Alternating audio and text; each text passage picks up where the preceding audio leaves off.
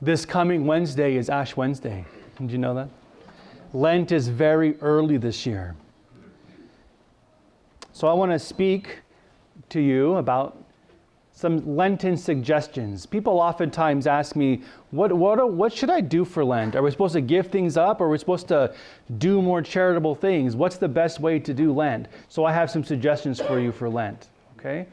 So that as you get ready for Lent, it's coming right around the corner, that this would be a good Holy Lent for you. And I believe all of us want to have a deeper prayer life, have a deeper sense of the presence of God, and to be better human beings. I think we all genuinely want that, otherwise we wouldn't be here Sunday morning. During Lent, we make a sacrifice. We generally give something up, and we do things. But the triad of Lent is fasting, prayer, and almsgiving. Those are the three categories of what we try to do in a deeper way during Lent. Fasting, prayer, and almsgiving. So what do? I think it's simple. It's simple like this. What is it that you turn to when you've had a bad day? When you've had a rough day, when all the animals have run out of the corral, when the kids have been crying all day and throwing fits, when at work everything just seems to go wrong and the boss yells at you for no reason and it's not your fault, etc., etc. When you've had one of those bad days where you're going to mark one down in the lose column, not the win column, one of those kinds of days, and you come home and you say, I deserve this. What is it that we turn to? Do we turn to entertainment? Do we turn to food? What is it? What is it we do to comfort ourselves when we're feeling depressed and down? That is what you should give up for Lent. Whatever it is that you turn to make yourself feel better. Not that those are bad things. It might be Netflix. It might be a particular thing that you like to do. I suggested during Lent, instead of turning to that, get rid of that. Sacrifice it and replace it with something charitable and spiritual. So if you're the kind of person, you come home, you've had a bad day, it's like, Jim Beam and I are going to hang out tonight. Let Jim Beam hang out on his own and maybe come to the men's prayer group that meets here and do that instead.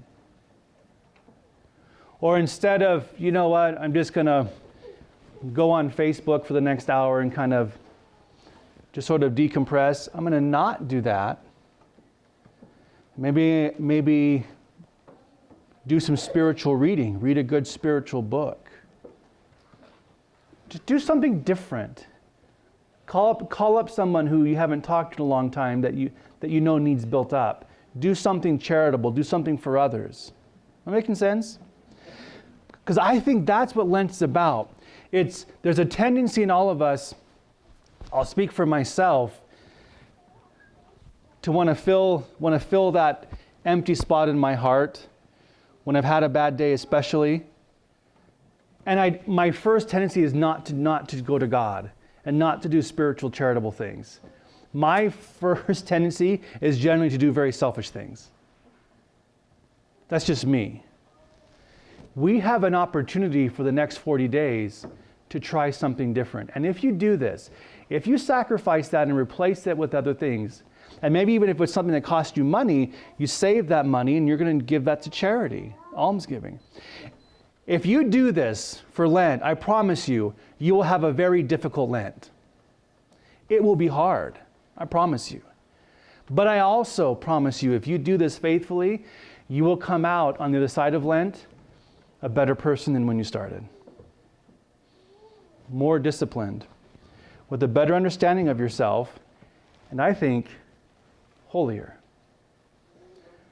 Because holiness is about ultimately love. And love is to do the greatest good for the other. And so what Lent then is about not doing things for me, but getting off of my self-focus, which in the end is what love is about. Focusing on something besides me. That's why it's going to be hard to do. So I invite you to do that for Lent this year. At least to consider that. And I say, you know what? Let's make this a good Lent. And let's dig our heels, pull up our boots, and make it a good one. The world around us is, I don't know, it's kind of scary out there.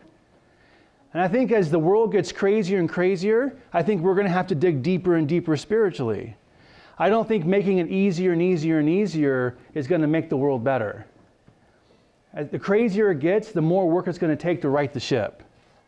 And so I think we as believers are the ones who have to stand there, not in fear and not in anger, but you know what? I desire a holy life. And so we're the ones that are going to have to dig in deep and do it for real. And so I invite you to make a real serious Lent. If you look at the history of Lent over our 2,000 years, the more wealthy a nation becomes, the wimpier our Lents become. The more comfortable a culture, the more spiritually weak we become. And it's absolutely true. It's absolutely true. Did you know, you heard of Fat Tuesday? Do you know why it's called Fat Tuesday? Because Catholics would get rid of fat meat for all 40 days of Lent. What do we do now? Ash Wednesday and Good Friday and the Fridays of Lent. And then we go to Red Lobster on Friday because we can eat shrimp. That was tough.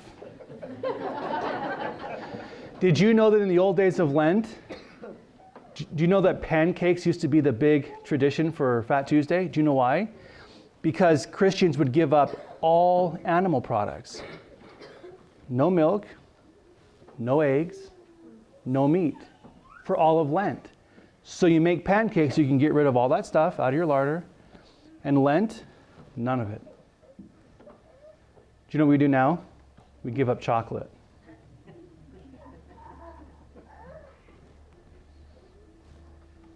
I'm such a wimp. No, but it's true. It's true. It's true. It's true. And so I'm not saying to do that, but I'm not saying to not do that either. What I'm saying is whatever is that you and I turn to be comfortable, let's think about setting that aside for a while and being uncomfortable. Pope Benedict, when he spoke to the youth at World Youth Day in Germany back in 2007, he said to them, this famous quote, it's one of my favorites. He says to the youth, "The world offers you comfort, but you're not made for comfort. You're made for greatness." The world offers you comfort, but you're not made for comfort. You're made for greatness. And there's nothing wrong with comfort. There's nothing wrong with comfort. But if that is what we're always seeking, then there is something wrong with that. Because the chances are it's keeping us from being great.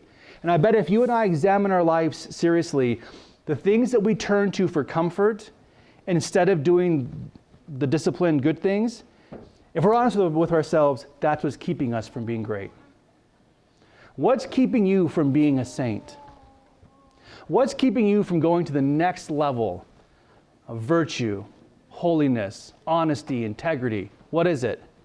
Chances are it's our unwillingness to let go of something over here. And that thing is usually a comfort. I just don't want to give up. It's not always that, but it can be. So in the gospel today, Jesus comes to Simon Peter and he says, "I want you to cast your nets back out into the deep." Now think about this. Was Jesus a fisherman? No. He was a carpenter. Did he live near water? No, he didn't. Had he ever fished in his life? We don't know. Probably not. Simon is a professional fisherman. He has a fishing company. And he has just fished all night and caught what? Nothing. And he's closing up shop. He's mending his nets, folding them up. He is ready to go home and go to bed. He's had one of those days that mark in the lose column. A nothing day, an empty day. And that means no food for home. No bread on the table. He can't pay his laborers. That's a bad day. And as he's standing there, Christ comes and says, "Hey, can I use your boat? Can I use your boat? Can I preach from your boat?" That means you got to go back in and go back out in the lake. And Simon says, "Yeah, you can do that." And then finally, when this preacher is done, so he's held captive in this boat, like you're held captive right now to me. Finally, when he's done preaching, Jesus doesn't say, okay, thanks guys, you can take me back to shore. He says, hey Simon, I think you should go back out into the middle of the lake and go fishing again. In other words, unfold all the nets you just put away and go fishing again. Now Simon knows, ain't nothing going to happen out there. So think about that. Let's say you're a carpenter and you've just loaded all your tools back up. And then he comes along and says, can you get them all back out again? Can you start all over again? And this is what's so great about Simon Peter. And this is why Christ chooses him to be the head of the apostles, the first pope, is that he does it. He does what is uncomfortable. I think all Peter wanted to do was go home, put his boat on the dock, and have a beer. And kick up his feet and relax. And Jesus says, I want you to go back to work. And he did it. He did it. And it changed his life. That's what I mean by not settling for comfort. If an invitation comes from God to do something great for him, I invite you to embrace it and to take it. It might lead you to a place where you don't want to go, where you absolutely believe that it'll be worthless, because I'm sure Peter thought, this is a joke. But it wasn't. So don't be afraid of what God might ask you to do. It may seem like the stupidest, silliest thing to do. Sometimes what the church asks us to do can seem like the stupidest, silliest thing to do. But it's not. It's not. Because we're talking about the Spirit of God. On the table out here by the bathrooms, there's a bunch of these black books. They are daily prayers for Lent. You probably had them before. They're out there. Take one with you. Every day, pray it, for example. You can have one. Every day. Just do that. Every day. Maybe that's going to be your Lent. Committing to praying every day for a few minutes. Every day of Lent. Imagine that. Every day. Every day for 40 days. Can you do it? I dare you. You're not made for comfort. We're made for greatness. And so I wish you a holy and a blessed Lent.